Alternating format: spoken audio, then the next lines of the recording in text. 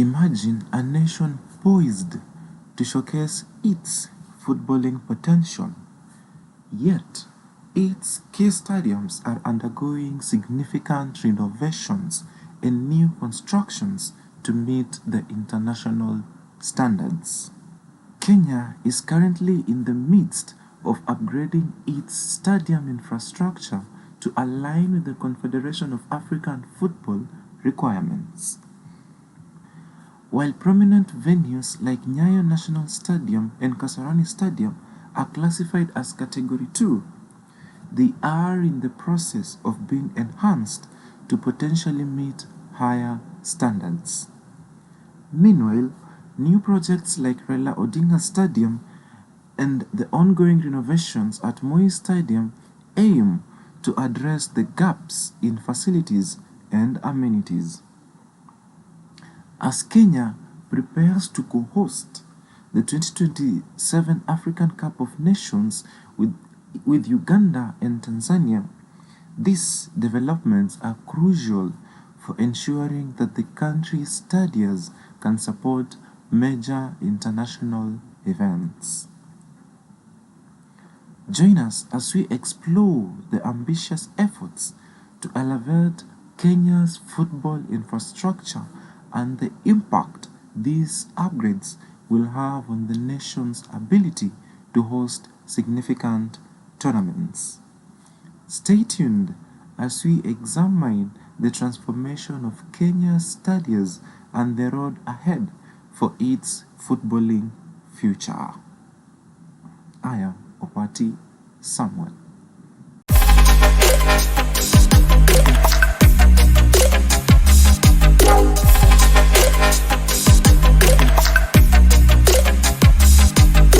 Kenya is currently facing significant challenges when it comes to stadiums, which do not meet the CAF's standards necessary for hosting major international football events.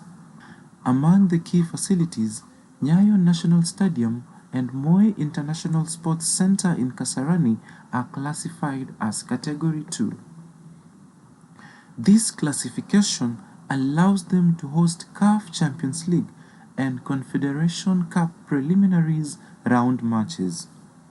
However, both stadiums fall short of the standards required for higher level competitions like the African Cup of Nations or the World Cup qualifiers, which need Category 3 or 4 facilities. These shortcomings include inadequate facilities and lack of modern amenities. Raila Odinga Stadium and Jomo Kenyatta International Stadium in Kisumu are classified as Category 1, indicating they are primarily suitable for domestic matches and do not meet the CAF requirements for any level of international competition. Similarly, Buhungu Stadium in Kakamega and Lang'ata Complex Stadium in Nairobi are also classified as Category 1. These smaller facilities require significant upgrades to achieve Category 2 or Category 3 or 4 status, including improvement in the modern amenities. In light of these limitations, Kenya's national team will play in AFCON qualifiers in Uganda, as Kenyan stadiums cannot currently accommodate the necessary international stadiums. The government and sports authorities have pledged to address these issues, focusing on enhancing facilities like Nyayo and Kasarani stadiums to potentially elevate them to higher categories.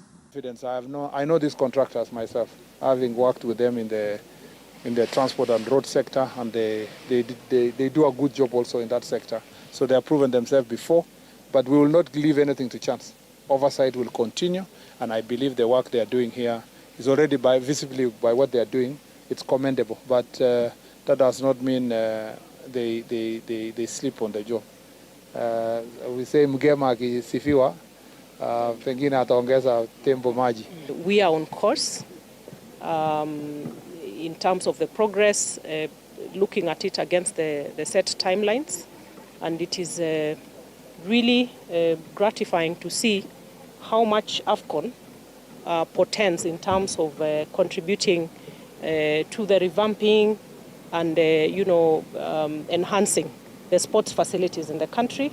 And from the Ministry of Defense side, it is really one of those projects that we feel are very integral. The government is also working on a new Talanta Sports Stadium, which is among the stadium to host the AFCON 2027. Until these upgrades are completed, Kenya's ability to host major international tournaments remains constrained, underscoring the urgent need for continued investment in stadium infrastructure. The question still remains, in the AFCON 2027, which country will host the opening ceremony and which country will have the closing ceremony? I am Opati Samuel, and this is Opati TV. Country that EXCO has voted for to host the AFCON 2027 is